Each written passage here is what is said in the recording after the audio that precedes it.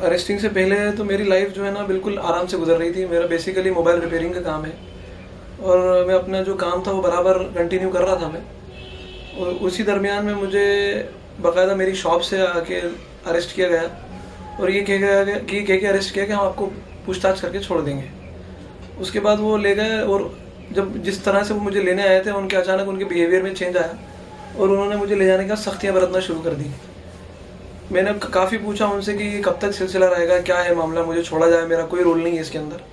तो वो तकरीबन 3 दिन तक तो मुझे कहते रहे कि आपको रिलीज़ कर दिया जाएगा, लेकिन उसके बाद आफ्टर 3rd डे मुझ पर उन्होंने चार्ज लगा दिया मुझे अनलॉफुल एक्टिविटीज़ का और 153 भड़काऊ भाषण वगैरह का केस लगाया। 3 दिन मुझे एरोड्रम थाने में, यहाँ पे लोकल थाना है एरोड्रम का, वहाँ पे रखा गया। उसके बाद ऑन 4th डे मुझे अपने लोकल थाने में लाया गया और वहाँ से मुझ पर चार्ज लगा के और नेक्स्ट डे कोर्ट पेश किया। वहाँ से मुझे 3 दिन का रिमांड लिया और उसके बाद फिर रिमांड के बाद मुझे जेल भेज दिया गया। तो पुलिस ने चार्जेस लगाए थे आपके ऊपर कि भड़काऊ भाषण का और कलेक्टिंग फंड्स वगैरह का, तो वो ये केसेस सरासर झूठे लगाए गए मुझ पे। बल्कि मैंने बताया आपको कि मुझे सीधे दुकान से उठा के लाके और 3 दिन इलीगल रख के और इन 3 दिन के दरमियान जो भी चार्जेस लगाए गए, जो भी मुझ पे झूठा इल्ज़ाम लगाएगा, वो इन 3 दिन के अंदर बनाया गया है वो सारा सिलसिला। इसमें पुलिस का जो रोल रहा है वो बिल्कुल झूठा और गलत, सरासर गलत रहा।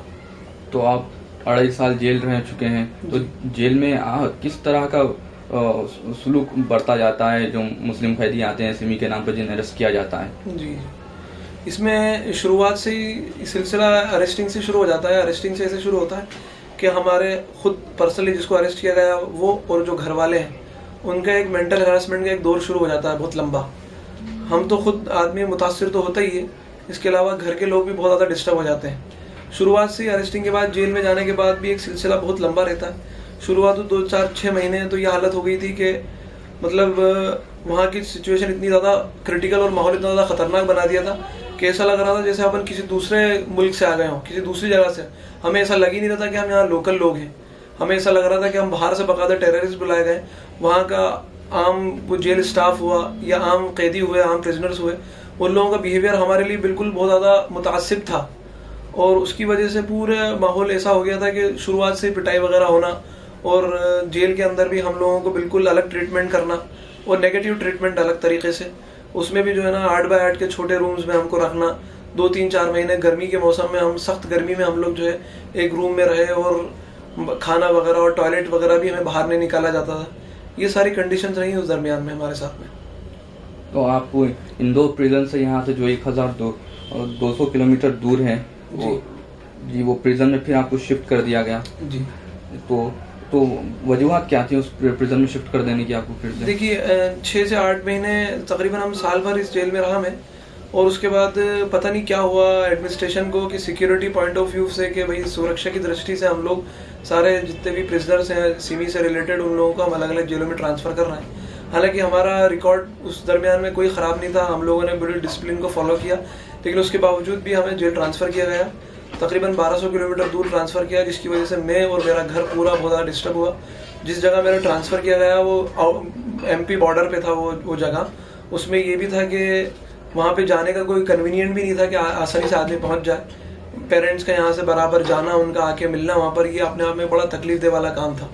फिर वहाँ का माहौल भी कुछ ऐसा था कि यानी यहाँ से जो इंदौर जेल का जो मामला था, अच्छा इसमें ख़ास बात ये है कि जिस जगह मेरा ट्रांसफ़र किया गया वहाँ पे ना मेरा कोई कनेक्शन था, ना इससे पहले मैं कभी वहाँ गया, ना मेरा वहाँ से रिलेटेड कोई केस था। इस तरह के कोई मामला नहीं था, उसके बावजूद भी मैंने वहाँ ट्रांसफ़र किया और यहाँ का जो माहौल था उससे 10 गुना ज़्यादा माहौल वहाँ का डिस्टर्ब था। वहाँ पे जो माहौल क्रिएट किया गया, जो सीन बनाया गया वहाँ तो बिल्कुल अलग ही हालात थे, अलग तरीके से ट्रीटमेंट था, अलग बिल्कुल। जेल जो आम प्रिजनर्स से, आम कैदी थे, उनसे तकरीबन मुझे आधा किलोमीटर दूर रखा जाता था। एक रूम था, एक सेल था, उसमें मुझे रखा जाता था। ना मुझे कोई बात करने वाला, ना कोई मिलने जुलने वाला, ना किसी तरह की कोई बात थी। और उसमें भी ये था कि मुझे सेल से भी बहुत कम बाहर निकाला जाता। तकरीबन 15-20 मिनट, सिर्फ 15-20 मिनट बाहर निकालने को देते थे। खाना वगैरह भी, टॉयलेट भी, नहाने वगैरह का सारा इंतजाम अंदर ही रखा था। और जेल के बाहर भी पूरा एक माहौल क्रिएट करने के लिए SF के जवान बहुत सारी, तकरीबन 10 से 15 बटालियन SF के जवान लगा रखे थे। इस तरह था। और मुलाकात में भी जो मामला ये था कि मुलाकात में जब वालिद साहब यहाँ से जाया करते थे तो उनके साथ भी बड़ा जो है इंटरोगेशंस होना और इस तरह की चीज़ें, और बाकायदा 2 थानों से टीआई आ जाते थे और बाकायदा उनसे भी बोला जाता था और मुझसे भी बोला जाता था कि आप वो दूसरी लैंग्वेज में बात नहीं करेंगे, और इतनी दूर आने के बावजूद भी सिर्फ मुश्किल से 5 से 10 मिनट मुलाकात दी जाती थी। 1200 किलोमीटर दूर आने के बाद भी बस 10 मिनट मुलाकात की जाती थी। ये सारे कैदियों के लिए एक ही रूल था या बस आपके लिए? नहीं, स्पेशली हमारे लिए ही रखा गया था, मेरे लिए ख़ास तौर से। आम कैदियों को तो ये था कि भाई जितनी देर मुलाकात करना चाहे करें, लेकिन मेरे लिए ख़ास ये रख दिया था उन्होंने कि पूरा जब मेरी मुलाकात आती थी, तकरीबन 4-5 महीने रहा वहाँ पे मैं। उस दरमियान में 3-4 बार वालिद साहब आए। उसमें ये रहा कि भाई जब भी वो आते थे तो पूरी जो है जितने भी आम कैदी थे उनको हटा के मेरी मुलाकात होती थी। उसमें मुश्किल से 10 मिनट बात हो पाती थी बस। So the interesting thing about your case is that the trial, the lower court had convicted you and give you 2 years punishment, but the fact is you had already spent 2.5 years in prison. जी। तो लेकिन but you have appealed to in the high court against that conviction. जी। तो what is the reason for that? Actually क्या है कि मुझे तकरीबन 2.5 साल में अंदर जेल में रहा और उसी दरमियान मेरा पूरा केस चला। 2 साल की मुझे कन्विक्ट किया गया और मैं 2.5 ईयर्स तो मैं स्पेंड कर चुका था जेल में ही।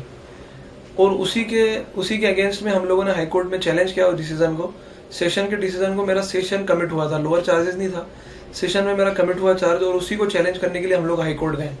क्योंकि केस जिस तरीके से बनाया गया था और जो केस की कंडीशंस थी, चाहे वो एडवोकेट्स हों या जजेस हों, वो सब इस बात पे एग्री थे कि प्योरली फेक केस है। लेकिन चूंकि गवर्नमेंट की पॉलिसी है, आप कुछ भी कह लें, इसकी बुनियाद पर यहाँ के लोगों को सज़ाएं मिल रही हैं, उसमें मैं भी शामिल था। इसी के अगेंस्ट में हम लोग ये उम्मीद से गए कि वहाँ से हम लोग बरी हो जाएंगे, ताकि समाज में और सोसाइटी में हम लोग आराम से जी सकें। जो लोग हमें शक की नज़रों से देखते हैं, जो लोग हमें ये समझते हैं कि हम वाकई इन सब एक्टिविटीज़ में और टेररिस्ट एक्टिविटीज़ में, उनको बिल्कुल सामने नज़र आ जाए कि हम लोगों का इसमें कोई इन्वॉल्वमेंट नहीं है और हम लोग जो है आप ही की तरह पाक साफ और बिल्कुल इत्मीनान से घूमने वाले लोगों में शामिल हो जाए। तो यूसुफ साहब, बात ये है कि जब आप अरेस्ट हुए थे तो मीडिया का रिएक्शन था होगा, क्या फ्रंट पेजेस पे न्यूज़ आई थी होगी कि एक दहशतगर्द पकड़ा गया है। तो जो आप कन्विक्शन हुई तो भी शायद न्यूज़ ऐसे ही आई होगी कि आप कन्विक्ट हुए हैं, इतने साल की प्रिजन की जो सेंटेंस मिली है आपको 2 साल की, वो भी आई होगी। मगर आप जो हाई कोर्ट में गए कि मकसद से कि अपने जो आप पर जो दाग लगा गया है वो मीडिया है, तो आपको यकीन है कि अगर हाई कोर्ट में आप जो केस जीते हैं तो मीडिया की उतनी पब्लिसिटी मिलेगी, उतना ही कवरेज मिलेगा? आई होप सो, उम्मीद ही करता हूँ कि ऐसा हो। लेकिन उम्मीद जो है जिस तरह से ट्रैक रिकॉर्ड रहा है यहाँ का मीडिया का, एमपी गवर्नमेंट, एमपी सूबे एमपी का, उससे उम्मीद नहीं लगती कि इस तरह का उनका रवैया होगा। क्योंकि अरेस्टिंग के बाद कन्विक्ट होने के बाद पूरे पेपर के अंदर हेडलाइंस थी हमारी कि हम लोगों को सजाएं दी गई हैं।